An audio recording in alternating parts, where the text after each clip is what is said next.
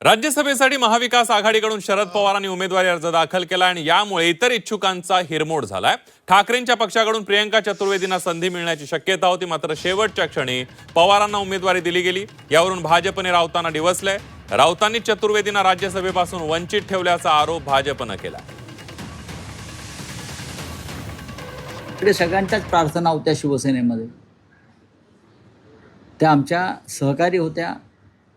प्रियंका चतुर्वेदी ह्या राज्यसभेमध्ये उत्तम काम करत होत्या, पण गणित जमत नसल्यामुळे त्यांना दुर्दैवानं राज्यसभेच्या बाहेर राहावं लागलं। जर गणित जमलं असतं, जर पवारसाहेब निवडणुकीला उभे राहिले नसते, तर ही जागा शिवसेना 100% लढवून विद्यमान राज्यसभा सदस्य चतुर्वेदी यांना ती जागा द्यायला कोणाचीच अडचण नव्हती।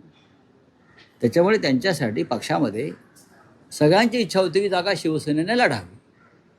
पण जेव्हा पवारसाहेबांसारखा नेता उभा राहतो आणि सगळ्यांनी ठरतंय की बाबा आपण त्यांना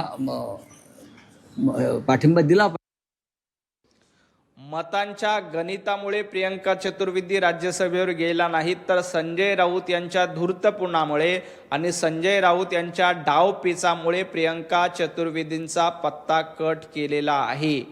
संजय राऊत यांच्यासाठी प्रियंका चतुर्वेदी भविष्यामध्ये कॉम्पिटिटर होत्या आणि प्रियंका चतुर्वेदींचा आत्ता पत्ता कट केला तरच येणाऱ्या काळात आपल्याला राज्यसभा मिळेल हे संजय राऊतांना माहीत होतं। प्रियंका चतुर्वेदी खासदार होऊ नये यासाठीच संजय राऊत यांनी जाणीवपूर्वक शरद पवार साहेबांचं नाव पुढे केलं आणि प्रियंका चतुर्वेदी यांचं उबाटा गटामध्ये वाढणारं अस्तित्व कमी करायचं, त्यांचे पंख छाटण्याचा प्रयत्न या निमित्ताने संजय राऊत यांनी केलेला आहे।